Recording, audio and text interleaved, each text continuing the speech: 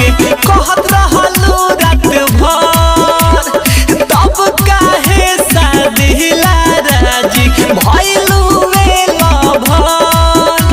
देखा के झूठ सपना बना के गरे अपना धलेलू दोसर बहिए के